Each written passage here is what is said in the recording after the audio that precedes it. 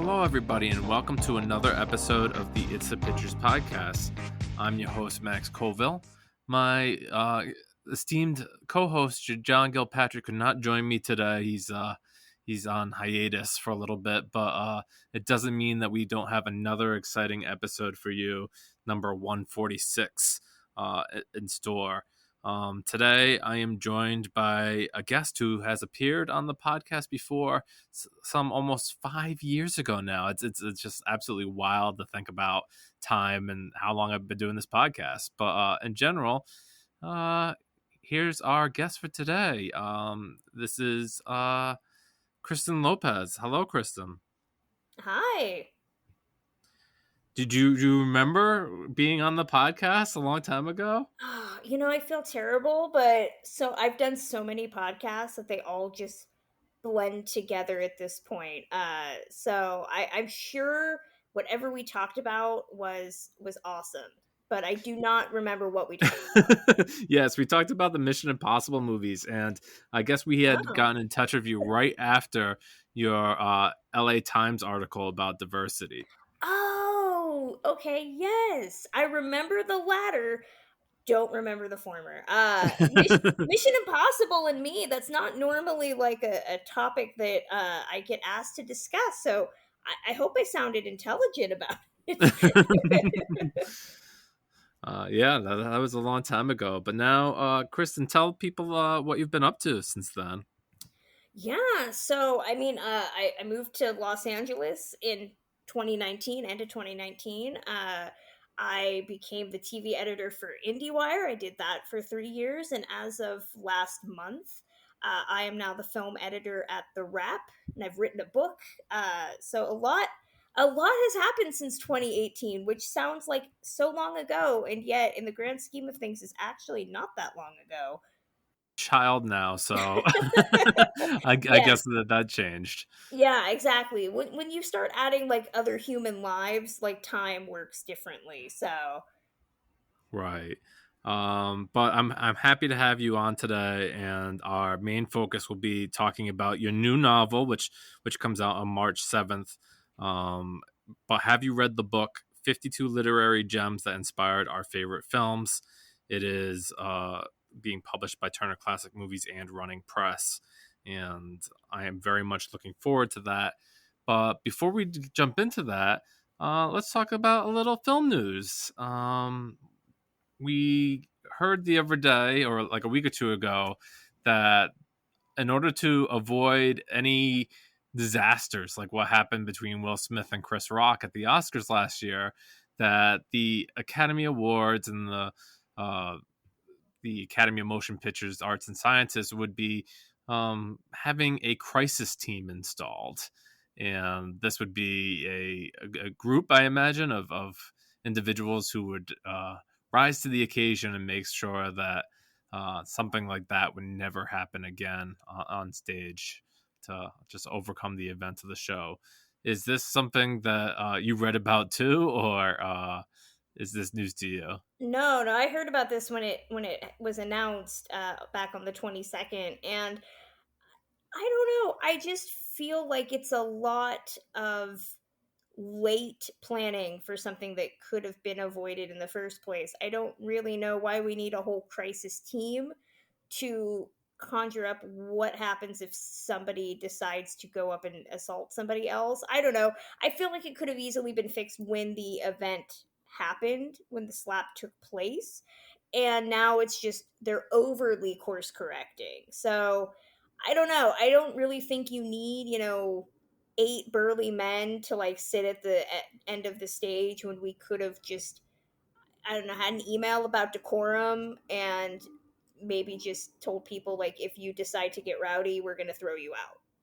I don't know. Right. Could have And saved some money.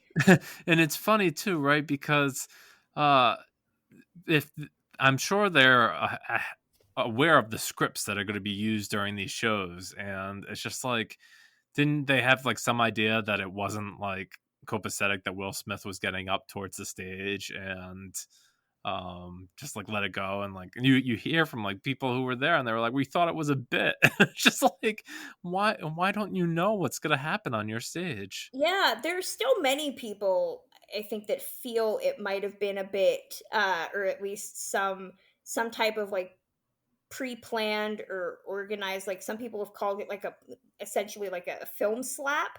Like we still don't know if he connected. I don't think that's really the point, but to read what happened in hindsight, they could have easily solved this. They apparently there were like a million cooks in the kitchen talking about whether they should remove him, who knew what when. It's a lot like the course correcting we saw in the wake of the La La Land Moonlight accident that happened, where they had to kind of come through and say, we're double triple checking envelopes before people go out on stage to make sure this doesn't happen. I don't know. I just think it would be really easy to send all the nominees. I don't know, maybe even make them sign like a little like code of conduct or something that says if you decide to do anything, whether that's jumping up on stage or even just getting overly inebriated before you show up, we reserve the right to throw you out. It doesn't have to be all the bells and whistles. You can just alert people that this is Disneyland does this, right? Like they have a Yeah. little list of rules at the bottom of their website that says these are the rules to enter Disneyland, and if you break them, we will not let you into the park. It can be the same thing, Academy. You don't have to. I don't really think we need a crisis team, which when I hear that, I think of something like out of like a war movie where it's just like a bunch of people like black ops in the each corner of the room ready to like dive bomb on somebody if it looks like they're going towards the stage. That's not really the point. I think we're really overly course correcting here. Yeah, I agree with you. Are you generally still a fan of the show itself? The Oscars are always a source of conflict. For me, at least, every year I talk about the lack of diversity. This year, it's been great to see all of the Asian representation that we have, but I'm always the downer that says, like, yeah, but we gave the best picture Oscar to a movie about deaf people, and like where are the deaf movies after this? Where's that like ramp that they keep promising that they had the one year, but I want that. So always overly critical because I think the Oscars still only represent a very specific subset of films. But as far as like the ceremony goes, all the usual complaints are still there. They're too long, yet they cut off all of the wrong people trying to give really heartfelt speeches. I think watching the SAG Awards most recently, which were streamed on YouTube, is a great example of how you can do move things forward and keep a show sprightly. And yet the Oscars does not seem to take notes from anybody. They assume that that means like people don't want to hear the best song nominees. Oh wait, never mind. We're gonna have the best song nominees again. So it seems like they try to do a lot of things where it's like we're gonna test something one year, and if people complain about it, then we'll just act like it never happened. Yeah, I totally agree with you that they try to like course correct things too much, and certainly at the last year they saw like they dropped like 8 categories and it still ran just as long. That they were like, okay, we'll bring back those categories. That really wasn't worth our time dropping them. I think like to your point about against the SAG Awards though, that the Academy Awards like kind of place themselves in a different entertainment bracket almost, that they have to um, rise above just being a general award show and actually entertain their audience at another level. And which is funny because they took away the song and dance, or were that's what they wanted to do. So they had to find other ways to do it. And um, they have hosts, they don't have hosts, they're just trying to throw a lot of ideas at the wall and see what sticks. And ultimately, the end game is to get better ratings, but I'm not sure like that is even plausible in this world of streaming and all sorts of ways to access our entertainment, that they'll ever get the numbers that they once had. Yeah, I mean, at the end of the day, the relevance of the Oscars as a ratings grab is also in line with the relevance of the Oscars as a determinant of what movies are quote unquote the best, right? And I think that I always look at the past years of Oscars, before the ratings became the numbers that they are now. You look at what worked for so many decades at the Oscars. I kind of just miss that. I almost wonder, not that I was ever alive for them, but I almost miss the days of it when it was just like one big fancy dinner and they just read the winners and they were like, okay, you can go home. Just have like a roving like microphone going around capturing things. I think there is a way to make the Oscars fun for an audience, but a lot of that requires real systemic changes, and I think that the Oscars are very much set in their ways. Even though they are opening up their memberships to more diverse people, we still complain every year about what group of minority performers and creatives didn't get included. We talk about how stodgy they are, and yet they're going to be on ABC. I think, like, I forget, they renewed their contract. I don't see them going online or going to Netflix and being a place where people can curse openly anytime soon, although I think that that might actually make it more relevant. I think there is this real old guard belief that they're doing the same show that they've been doing, but to watch the Oscars, I think from even like 20 years ago, feels very different than the Oscars of the last 10 years. And I think that's just because as audiences, we look at the movies in a very different way now, especially post COVID.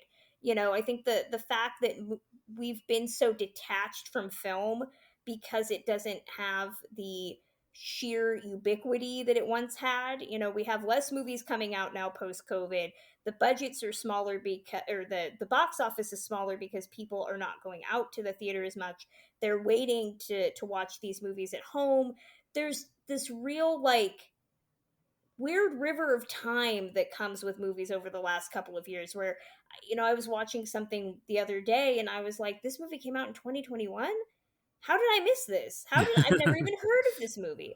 So I think that really it's just a symptom of the film industry having to go through these growing pains of where are they in the grand scheme of things. I think the bubble is the bubble of big budgets over. Will we ever see, all sorts of movies, not just Marvel, have 200 $300 million budgets again? Will we ever see a box office that rebounds to what it was 5 years ago? And I think the Oscars reflect that. So until the film world like gets back on an even keel, I think the Oscars are always going to be odd. All right, yeah, that was a good point. Um, how is it for you transitioning from covering television full time now? You're back into the film world more, I huh? feel really weird because like people have asked me about, oh, who do I think is going to win this year's Oscars, and I have to tell them like I wasn't enmeshed in film as much last year because of my job. So I'm like, if you want me to tell you about Emmys, like who I think could win Emmys, like sure I can tell you that. But I only saw like a handful of the Best Picture nominees for this year last year. So this year, I'm prepping essentially to be really ready for next year's Oscars. So this year's awards, I feel very adrift. Yeah. Well, something that all of us feel adrift in is the news that Warner Brothers has gotten the rights to expand the theatrical theater of Lord of the Rings. As you know, Amazon has the rights for the television, or at least as far as Rings of Power goes. But now Warner Brothers wants to expand the Lord of the Rings universe, and yeah, I mean, it makes sense if you can if they made a good deal on it, and if they can make it worthwhile. I think there's still lots of juice in the Lord of the Rings IP, which is what this business decision is based on. Are you interested to see more characters and worlds in the world of Lord of the Rings? I included Lord of the Rings in my book because you have to. I mean, it's one of the biggest franchises. But I remember having a great friend who was very into Lord of the Rings when it came out. I saw all three of them. I think I saw one of the Hobbit movies, and I got so burned out by Rings discourse. I have not revisited it. I have not watched the show. Just I've moved on from Lord of the Rings. One of my coworkers tried to explain how the rights work and like which generation of characters each show can talk about. And I was just like, you're just talking gibberish to me. It's like Game of Thrones. Like I tune out because it's just not my thing. So for me, the continuation of more rings discourse just takes me like right back to like high school, and I'm like, no, I can't sit through another 3 hour opus, three movies of 3 hours. I can't do it. And I certainly can't do more talk about like extended editions. I think I might be traumatized by Lord of the Rings at this point. So I will not be seeing those movies unless I of course have to, in the tenets of doing my job. Right.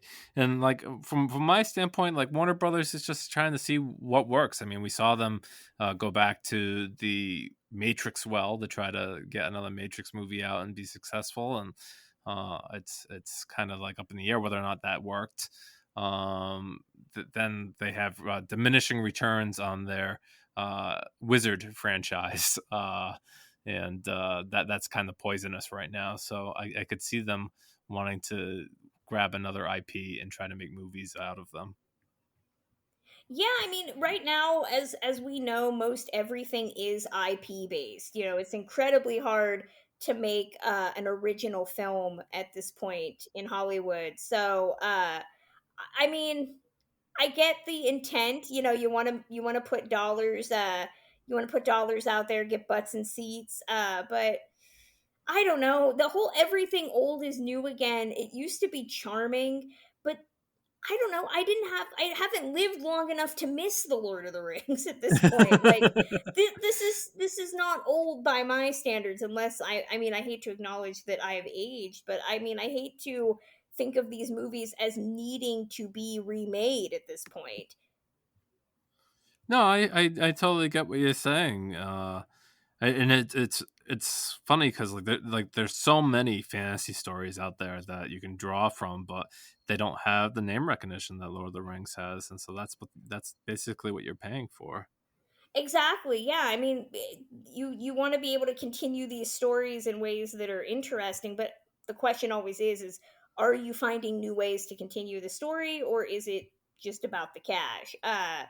I mean, I know that Amazon put a lot of money into their Lord of the Rings series, and it seems to have paid off. They have a devoted fan base, but I don't know. I just don't know if people are ready for more movies, especially considering Peter Jackson's Hobbit series was not some people either loved it or hated it. Yeah. All right. Well, that's just about it for the news. I'm so excited to talk about your book that let's just jump into our feature of this week. And once again, we are going to be talking a little bit about Kristen's new novel that comes out on March 7th. You can get it physical copies or digital ebooks, and it's called "But Have You Read the Book? 52 Literary Gems That Inspired Our Favorite Films." And I think it's just a really neat book. Like when I first picked it up, and you got, like I said, you got the 52 different movies that are in the book. You got they're from a lot of different eras, right? That you start off almost like with the Thin Man and in 1934, and then you go all the way up to pretty recent stuff. I think the most recent entry is probably like Dune, because of Denis Villeneuve's recent remake. And you cover a wide breadth. Let's see what my first question was. So what made you decide to do this book, and why now? Yeah, so I had worked with a coworker who had written two books for TCM, and I was just really fascinated with like how does one get a book deal with TCM? I figured it was a very convoluted process, and I just kind of casually asked him, and he said, "Oh, well, I'll put you in touch with the person that runs their publishing." And I talked to him, the great John Malahai, and we talked a lot about what types of things I was interested in. And I talked about the things that I was into in entertainment, none of which were this book. But they eventually called me back and said, we have a bunch of ideas that have already been greenlit. We're just looking for an author. And you have a master's in English. Do you read a lot? Which I had to laugh about on multiple levels because it was really the first time anybody had ever cited my degree as a reason to hire me. I say this with like all the love in the world, but my master's in English had not necessarily paid off in terms of getting employment. So I was very like taken aback by that, but at the same time, yes, as an English major, you are required to read a lot. So I did. But also, when they started talking about, we have this book about adaptations, I was really happy to hear that because I am an incredibly impatient person. So if I find out that a book is being turned into a movie and it usually like stars somebody I love, I will immediately go get the book because I can't wait the year or two that it takes the film to be made. I need to know what is happening. So I usually do this a lot. So I told them like, yes, I read a lot. I read a lot of books that have been adapted into movies. So they said, well, can you do a pitch? I still had to do a proper pitch of like laying out the movies that I would talk about, creating like a one-page sample chapters. So I had to do two adaptations, and essentially prove that I could do the project. And they must have liked what they read because they said we want to offer it to you. So it was a really great perfect storm of like knowing somebody who had worked with them and them having a project that worked with what I was into. Yeah, that sounds like a great match, if you will. And but I'm glad that you mentioned uh trying to throw together the process. So what was the selection process like? Did you have in mind like certain books that you wanted to do, or was it just like a you wanted a wide breadth of years? Yeah, TCM had they were on the same page as I was. We wanted a breadth of eras. We wanted diversity in authors. We wanted different genders. We wanted different race. We wanted different LGBTQ. The only thing that I kind of drew my line in the sand to my detriment was that I didn't want to do a lot of I didn't want to do Russian literature because those books are really long, and everybody's got a really long last name. So I kind of said, like, we're not doing any Dostoevsky. Like, that's not happening. But I also erroneously forgot to include any. I have a couple foreign authors in there, but I didn't include any that had foreign language adaptations. Which, if I ever get to do a volume two, I will include Girl with the Dragon Tattoo and like let the right one in. Which I feel now in hindsight were egregious slights. Um, but the first go round, they were just like, just make us a list, every adaptation you can think of. And it was a lot of stuff that I knew I would never include, stuff that I tended to like movies that were not hits, books that were not popular. And I think that list was maybe like 100 titles. And then they were like, okay, now give us the real one. So I think I narrowed that down to like 75, 80. They were open to between 40 and 75 films. And then eventually we just kept going back and forth. They knew that they wanted to include Dune because that was coming out around the time that I was writing. They also wanted the books to be easy to access. So there were a couple movies on there that I included that the books are either out of print or that they aren't easily available to the average reader. And the other thing that we included, and I had to cut a couple of movies that I wanted to include, is we wanted actual novels.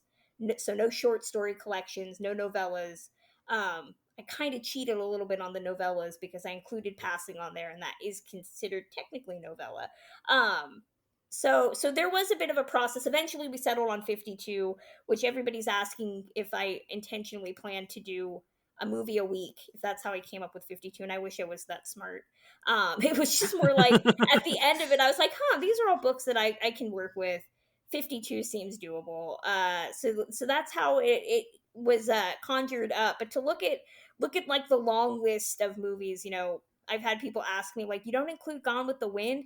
I was like, I only had 8 months to do this. I could not be reading 1,500 pages or however long Margaret Mitchell's book is. So I tried to keep everything doable in terms of time that I could read. Yeah, I mean, Dune alone is 800 pages, so Yeah. the Thankfully, I only had to read half because the movie only comprises about half the book. well, yeah, there you go.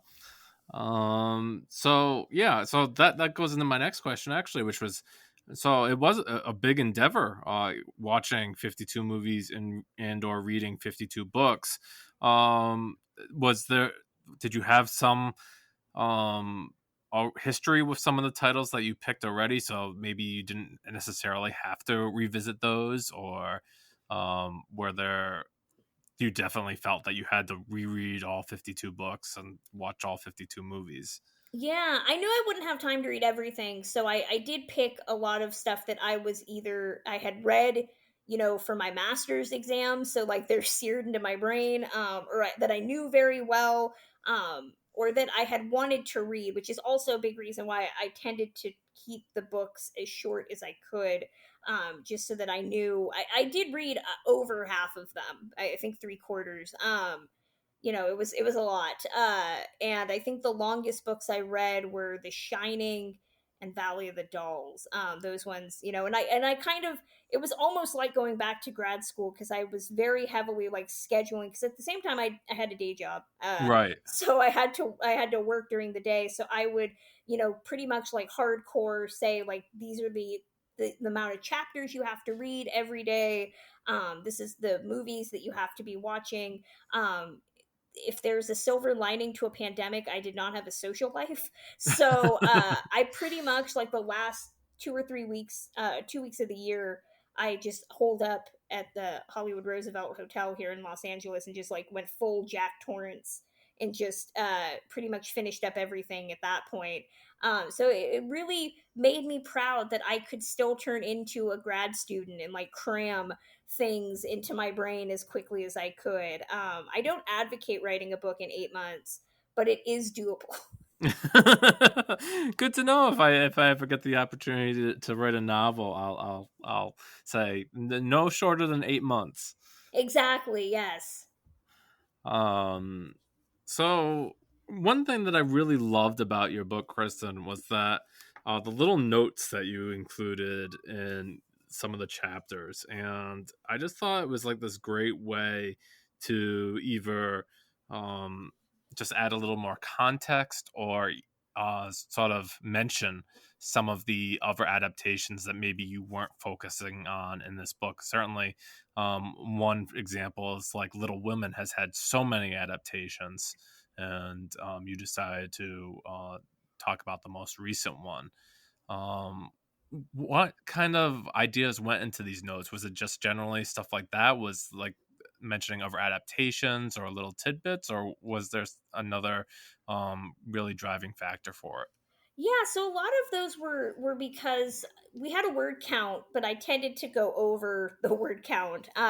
So the first go around, they were just like write as much as you want for each of these sections. And so a lot of the little asides became stuff that I had to cut just for page length. There were a couple that were suggested from like TCM. The thing about Goodfellas and My Blue Heaven was something that I did not actually know, and TCM suggested that, and I was like, great, let's include that. Other things were just little bits of trivia that I found, that I thought were really really funny. And I also did want to touch on a lot of like the remakes that aren't included. So like in the case of True Grit, I didn't review the Coen brothers version, but I wanted to mention it. In To Have and Have Not, the Ernest Hemingway film, I wanted to bring up The Breaking Point, which I think is a better movie. Hemingway certainly liked it a lot more than To Have and Have Not, so I got to include it there. So it was really an opportunity for me to like bring up other things that were maybe modern, to contemporize it for the time. So like in the Rebecca section, I brought up that they had recently remade it, probably didn't need to because that movie is not good, and Army Hammer is persona non grata now. So yeah, it was a great opportunity for me to talk about trivia, and just not waste all of the writing that I had done. We could always reuse it, so that nothing went to waste. All right. Yeah, so when I was reading the book, some stuff that I got out of it were not only um finding out interesting changes from movies that I had seen and seeing how the novels were different, but even finding some new adaptations to watch myself. I know that one that I had picked out specifically was Wuthering Heights. I've never seen that one, and reading your description of the movie and the book made me really put that on my watch list and want to watch it. Um, did you find, like, when you were doing the book, that there was like these books that you found in your research that you were like, I really should get a turn around to this sometime? Yeah, I mean, just out of the books that I included, it was great to get to read stuff like Do Androids Dream of Electric Sheep, because I had not read. I had a couple Philip K. Dick adaptations that I wanted to include. This was the one that was full length. The other ones I included were novellas, and I had never read it. I had never seen Blade Runner either, so it was an opportunity for me to be like, okay, I haven't seen this movie. I have not read this book, but it would be really great to get to finally cross those off the list, which was really really fun. Even something like Nella Larson's Passing, which I had never read before, or Anita Luz's Gentlemen Prefer Blondes, was great. There's some movies that I think people are surprised to know have books.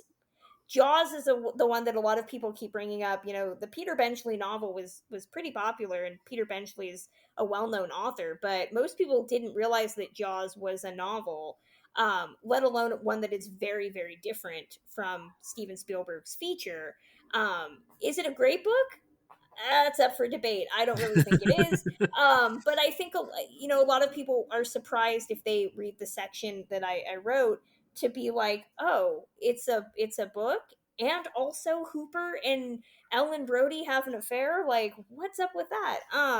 So it was a great opportunity for me to cross a lot of things off that I had really been planning to see. Like, case in point, Doctor No. I had never seen a Sean Connery James Bond up until I did this book. So it was really great for me, to really be able to look at some of these movies and read some of these books that I probably should have years ago, and I just had not. Yeah, no, I like the opportunity to go back and check things out. And another book that I saw that you covered in your novel was that of Jurassic Park. And reading the description of the Jurassic Park novel just makes me think like, oh, I definitely need to find time to read that, given how much I like the movie, even though the novel seems to have a few things that are different than the movie.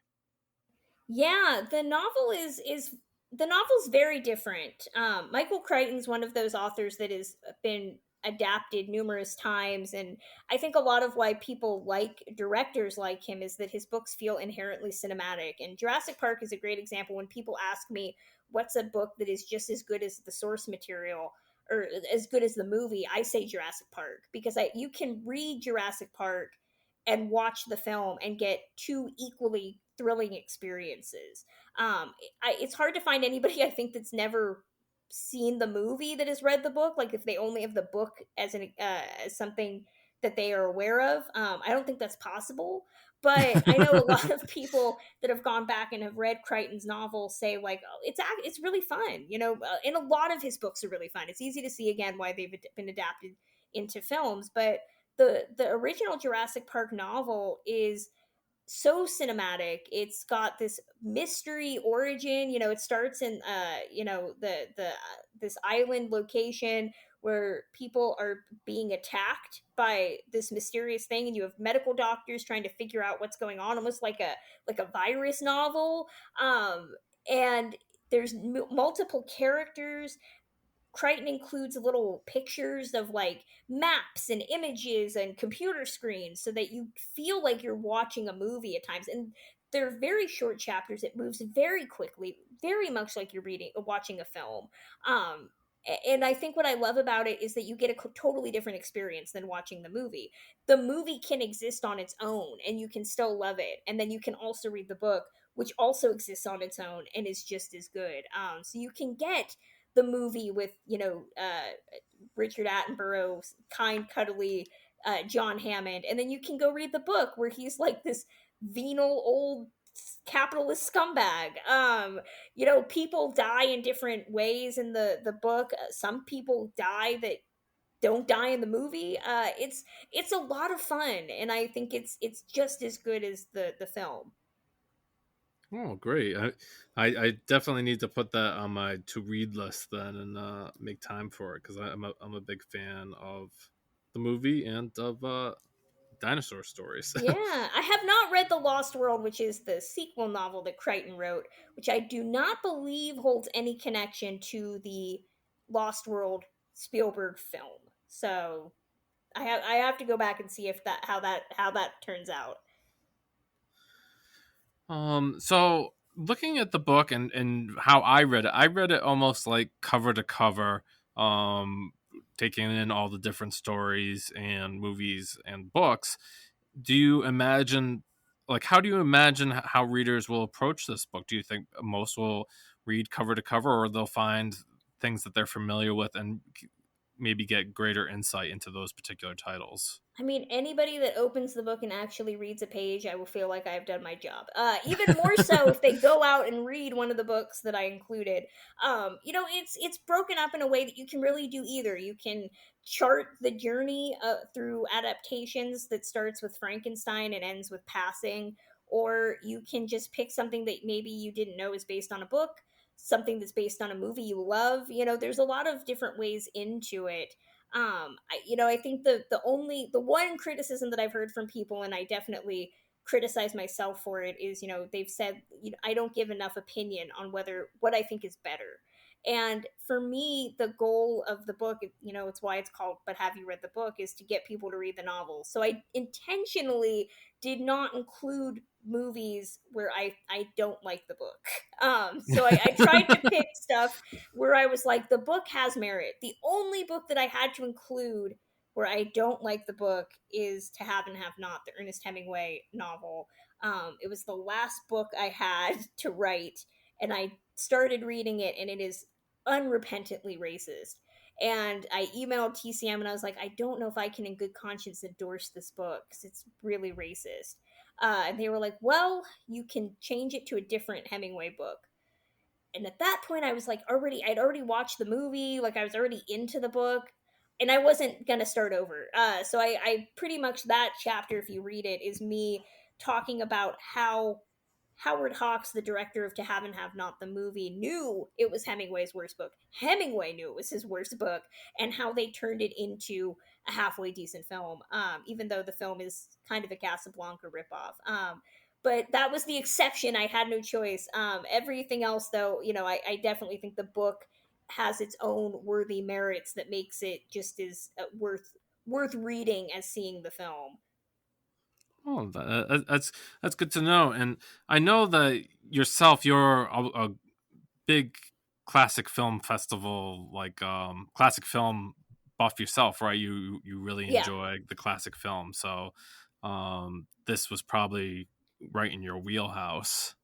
Yeah, I mean, it was interesting to look at how adaptations have changed over since the studio system. In the 1930s through to the 1960s, you had people that were reading all of the popular books of the day and crafting packets that they would send to the studio heads that would pretty much lay out whether a book was filmable, whether it was worth something that they should buy. And studios would quickly snap up rights to novels because that was an equally primary source of entertainment for audiences as much as going to see the movies before the arrival of television.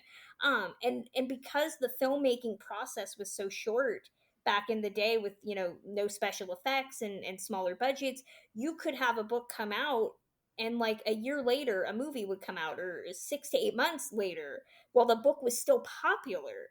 Nowadays I think the biggest thing is that there's no book that has just ubiquity where anybody, regardless of whether you've read it or not, knows it. Maybe some of the YA stuff, Harry Potter and Hunger Games, but it's different now. There's no universal book where anybody, you can just say the title and somebody knows what it is. And most movies take so long to make now that you'll get an adaptation of a popular book that maybe was popular 5 or so years ago, and you're like, who cares now? So it's very different to read and to look at how adaptations have really changed. And that Frankenstein, even though it was written in the 1800s, really had such power for an audience, even though it was made in 1931. Books had a lot of power for the film world up until a certain point, and while they are still very popular, I think TV, if anything, has has replaced the film world for adaptations. It's different now, and I think what I appreciated was reading a lot of these books and trying to imagine, like, at the time this movie came out, the book had to just go off like hotcakes, and everybody had to know about this book. Was there like some kind of trivia or something that you found during your research that like you really thought was fascinating above other things? When I was looking through your book, I was like looking at different things that I thought was great. One thing that I see right here too is like for your coverage of Clueless, you had a great note here that shows like other books that were adaptations of classic literature, and that was a pretty great note to see, and see those movies done. But I remember reading it, and just some of them are just like really fascinating. Yeah, I mean, I think that I love the TCM inclusion with Goodfellas about Nora Ephron taking Henry Hill's story and making My Blue Heaven, and essentially, right, I think within a week of each other, there were two different versions of Henry Hill's story in two very different genres by Nick Pileggi and Nora Ephron, who were together at the time. I think that's a really great example of how you can take the same source material and conjure up two vastly different things. The other one that I really love is just talking about like Ira Levin, who did Rosemary's Baby, and being able to like go long on the fact that that movie has so much religion, or the book has so much religious subtext, and like the book goes on about the Pope, and how essentially the book was controversial because it coincided with the Pope's visit to America. So I was really fascinated with getting to do some of the research and just being like, so many of these books are reminiscent of their time. And then when they were adapted into movies, they had to be adapted to maybe a totally different time, that was not that's at odds with their theme.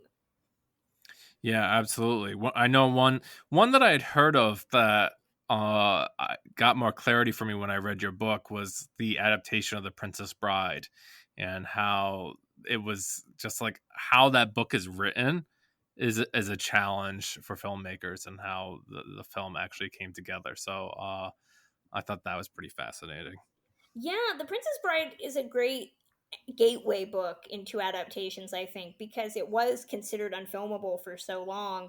Numerous people tried to adapt it, and a lot of it is because the original Goldman novel is really lampooning the concept of writing a book and high fantasy and fairy tales and so many different things, that it's really ingenious how the script turned that into the bookends that we get in the film, with the grandfather and the grandson reading the book.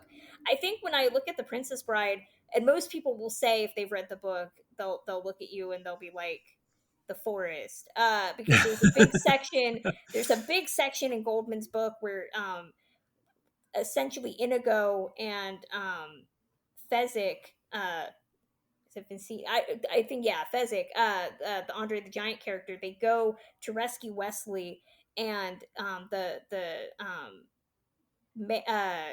Count Rugen, the Christopher Guest character who is the villain, essentially has like a or no, it's Prince Humperdinck, the Chris Sarandon character, has a forest that is filled with all of these deadly creatures, from the smallest spider that can kill you to like big like yetis and whatnot. And they tried very hard to keep the forest with all of these creatures in the movie, but the limitations of VFX at the time and the budget, they couldn't do it. And to read Goldman's description of it in the book, it's so funny and it sounds so just insanely amazing that I wish we could see it. That's not to say that I want anybody to remake The Princess Bride, but I would love to see that just manifested.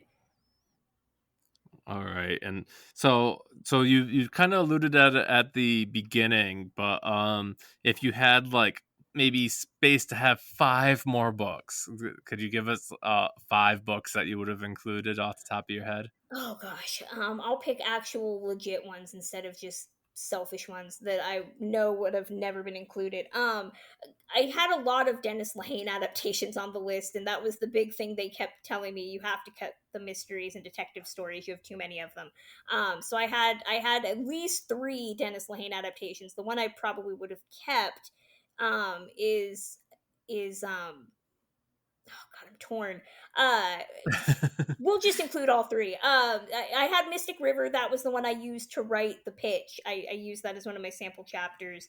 But I also included Shutter Island and Gone Baby Gone. Gone Baby Gone is my favorite Dennis Lehane book. I think the movie is decent up until the end when it changes kind of the point of Lahane's book. Most of the movies change the points of Lahane's books. So those definitely would have been included. I really, really wanted to. I also had The Wizard of Oz. Surprisingly, is not included in this, but I probably should have kept it in there just because it's The Wizard of Oz. Right, to Turner Classic Movies publish Exactly. it. If I was including stuff where I don't like the book, but I would have like argued it anyway. I had American Psycho on my short list, which I'm looking at my short list right now, was originally 56 titles. But I love the movie. I think the movie is actually a far better adaptation of the book than Bret Easton Ellis's novel, but I still would have loved to include it just because I love American Psycho, the film. I think it's a masterpiece. So there's that. And then I think the last one that I probably would have tried to include, it was a novella and I couldn't include it, but the original Philip K. Dick novel that I had was We Can Remember It For You Wholesale, which is what they used for Total Recall. And I love Total Recall, the original, not the remake. Yeah. And even though the remake has Colin Farrell and I love him, the remake is not good. But I would have loved to include that just because I've never read the short story. So I would really like to know if it makes any sense because the film is famously nonsensical in certain regards. So those are the ones I definitely like actually had a chance to get into the book. Well, hopefully we see. But have you read the book part 2 with another 52 literary classics? Yeah, it would just be called Kristen's movies that she knows nobody cares about, because it would have just been including really weird adaptations of things that only I have opinions on. No, I can give you one off the top of my head. You could have done like Crazy Rich Asians, right? Maybe. It's in there. It's in the Oh, book. all right. Yeah, Yeah. there you go. Yeah. I always tell people that if I had the opportunity to include a book that I know nobody cared about the adaptation because it just came and went, I would have included Don Winslow's Savages from 2012. It's an adaptation that I love for various reasons, both biased and non-biased. But the book is great, and it has a really bleak ending that they made happy in the film. And I've talked to the book's author and I said, "Why did you include that? Why did you make the ending happy?" He said, "I didn't. That was the studio note that it needed to end positive." And so in theory, if you ever watch the movie with me, I will usually turn it off right about 10 minutes before it, like the first ending is the ending I count, and that's how I say the movie ends. So yeah, I would have had a lot of opinions if I had included it in the book, but nobody cares about the movie, so I was just like, it's not possible. All right. Well, I appreciate you coming on today to talk about your new book. Again, it's called But Have You Read the Book? 52 Literary Gems That Inspired Our Favorite Films. It's by Kristen Lopez, and it comes out on March 7th. You can buy it in hardcover or ebook formats. It's going to be available in most booksellers, right? Yeah, it should be available anywhere you buy books. I know a lot of authors say you should buy local or buy from small businesses. I will be happy if you buy it from anywhere. If you are in the LA area, I'm doing my book launch March 29th at 7 o'clock at Larry Edmonds, Hollywood Institution. So if you buy a book, you should come out and I will sign it and say hi, and you can tell me which adaptation I should have included in the book. All right, wonderful. So let's go to our wrapping up where you can find us. You can, as always, find the podcast at It's the Pick Pod on Twitter. You can find me at MH Colville on Twitter. The podcast can be found on Instagram, or if you'd like to find us on Spotify, Apple Podcasts, Stitcher, wherever podcasts are found, you can hear us.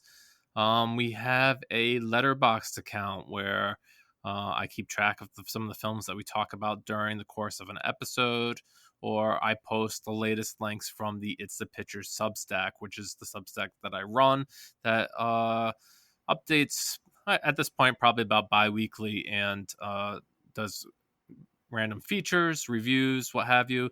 The most recent article is about some TV shows I've been catching up with, including Picard, Star Trek Picard season 3 premiere, and some thoughts on the latest Last of Us and Poker Face episodes. Kristen, where can our audience find you? Yeah, you can find my writing over at thewrap.com. I'm on Twitter at journeys_film. I'm also on Instagram at Kristen Lopez 88. I do have a letterbox as well at Maroon5Girl88 with a U because I was really into Maroon 5 when I started this letterbox, and I just haven't changed it. I also have my podcast called Ticklish Business that looks at classic films. We just did our episode actually on Wuthering Heights, and my book. You can listen to it wherever you get your podcasts. And if you like us, we have a very healthy Patreon that does all sorts of fun stuff at patreon.com/ticklishbiz. Wow, awesome. You do keep busy, huh? I try to. It's a lot, and then I wonder where all my time goes. I hear you. I was pretty burnt out today working on more stuff for the thing that I'm going to talk about right now, which is the new Amazon Prime Video adaptation of Daisy Jones and the Six. It's funny you were talking about how book adaptations were going to television, and this is certainly uh, to use a pun here, a prime example of that happening. Um, this book I picked up at the beginning of February once I got the assignment that I was going to be doing the review because I had heard that it was a pretty breezy read. And now that I'm almost 6 weeks into my life with Daisy Jones and the Six, I'm pretty done with the story. I have one more article to turn out that probably tomorrow or Friday at the latest, when that coincides with the soundtrack release. But yeah, if you'd like to see my review of Daisy Jones and the Six, it is currently posted on the playlist. And basically, I felt the same way about the TV show as I did the book. I thought it was a pretty entertaining read. I don't think it like reinvents the wheel at all. I think like when I was reading the book, I went through it pretty quickly and enjoyed what I did, but I didn't ever feel blown away by it. And I similarly feel the same way about the show. The biggest change about the show, of course, is that now the band is alive, and you had to have original music for the band, and the producers hired Blake Mills to come on and write or co-write all the songs in the show, and it's quite a bit of material. And Daisy Jones and the Six sounds like it belongs in the 70s, but also some sounds that would make them relevant to today's listeners. Uh, on the whole, I think that people who are interested in like music documentaries or like I guess it's a pretty convoluted love story, but there's lots of love stories in this book, in this TV show. So if you're into that, there's a lot of that too. I recommend it. It starts airing on March 3rd on Amazon Prime Video. Kristen, do you have any history with Daisy Jones and the Six? I have not read the book, but I have seen the first two episodes. I have the whole season. I just have to have time to actually sit down and watch them. But I love Riley Keough, and I love the songs that they've released to Spotify so far. So, as somebody whose favorite movie of all time is Almost Famous, it seems like it's gonna be something that I'm into. Yeah, Almost Famous is one of my favorite movies too. I have a poster in my basement where I am right now of like Kate Hudson on it that from the movie, and I remember being so inspired about like Patrick Fugit's character, who's of course an avatar for director Cameron Crowe, being a journalist for Rolling Stone magazine. So I definitely could see a lot of myself in that movie and just the journey of rock and roll band in the 70s. So, Krista, have you had an opportunity to watch anything lately? I've watched a lot of things, so many things. I have like movies that I've taped. I've had like stuff that I've had to watch for work that most of which I can't talk about. So my letterbox right now is like a weird mix of classic films and like Colin Farrell movies because the Oscars are this week. So I figured why not support my best actor nominee with a film binge. I picked quite the movies to watch. But one I would throw out, you know, we're doing our Oscar episode of Ticklish Business on it. Is I watched 1952's The Greatest Show on Earth. It's a Cecil B. DeMille directed film. It won Best Picture in 1952. It's considered one of the more controversial Best Picture winners. And it is just utterly nuts. I know that Steven Spielberg used a key portion of the film in The Fablemans as his like reference. This was the movie that inspired him to want to make movies, and I'm not going to say that Steven Spielberg and I have very different views on films, but I think we have very different views on films. You're not gonna say it. I'm not going to say it because this movie just did not work for me. You know, Charlton Heston is your lead. He says every line through gritted teeth, and yet he's supposed to be this like virile romantic lead that two very beautiful women are fighting over. You know, Cornell Wilde plays this trapeze artist that I feel is incredibly queer coded just because he is just so like thirsty for everybody regardless of gender. There and also it's SpawnCon for Ringling Brothers and Barnum and Bailey Circus because in 19 I found out while I was researching this episode in 1942 I think it was is they had a circus fire that killed 147 people, and when DeMille wanted to make a movie about the circus they pretty much gave him like carte blanche. They let him use performers, they let him do all this stuff, kind of like when we use the military or law enforcement in our films. They just You're right. open the gates. But there's a part in the movie where they talk about the fireproof circus tents, and that is because they killed people in the 40s. So it's pretty much them saying, like, come to the circus, we're fireproof now, and you won't die. So it's just the weirdest little slice of like 1952. This is what people were watching. This won Best Picture over High Noon and over Singing in the Rain, which was not even nominated for Best Picture that year. It is just insane, but it is a movie that I can't say I wasn't entertained by in just how ridiculous it is. It's on Paramount Plus. If you would like to sit down and spend 2.5 hours watching Charlton Heston look pained and a lot of circus stuff, and Jimmy Stewart playing Buttons the Clown in full clown makeup for the entire movie.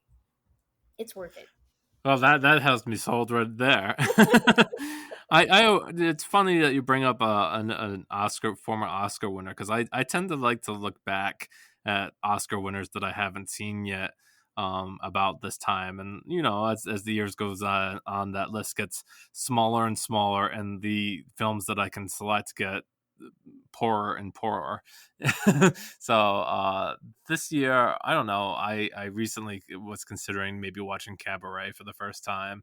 I know a few years ago I bought like a digital copy of Deer Hunter on Apple that I've never seen before. So um, maybe one of those two. I've heard that those are more in the quality range than maybe some of the other ones that I'm kind of avoiding watching.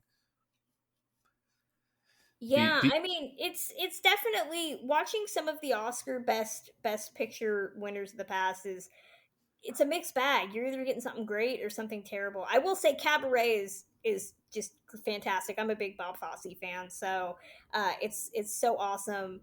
It's also it's not queer coded. It's just it's got queer text in it. I mean, the characters are bisexuals, and just Liza Minnelli is practically Judy Garland. She's so Yeah. great in it. It's just it's such a good movie. It's so good. Okay, yeah, maybe I'll put that one towards the top of my list. Though the one, Kristen, that I have the most recent Best Picture winner that I haven't seen is The English Patient, and I've been told that it's like watching like wallpaper dry. So I've never really wanted to I watch that didn't one. think I would like The English Patient, but it's actually. I mean, it depends on how much you like big swoony period romances. It's very like swoony is the best word that I can describe. It's also a movie that I think is far hornier than people give it credit for because some of the love scenes between I think it's Kristen Scott Thomas and Ray Fiennes are they're hot. They're hot for 95. So I was as somebody who has never like given Ray Fiennes like a look in their life, I watched it and I was like, okay, I get it. This was also I think like the same year he did Schindler's List. So two very different sides of Ray Fiennes that year. Yes, for sure. All right. Well, I think that just about wraps it up. Kristen, thank you so much for appearing on the show once again. It's been too long. It was great to have you, and we're excited to talk about your new book and coming out in stores. It's so happy for you. Oh, thank you so much. I hope it doesn't take another several years for me to be back on. All right, everybody. Keep an eye out. We'll be back in another 2 weeks with another fantastic guest. We'll talk to you soon. Bye.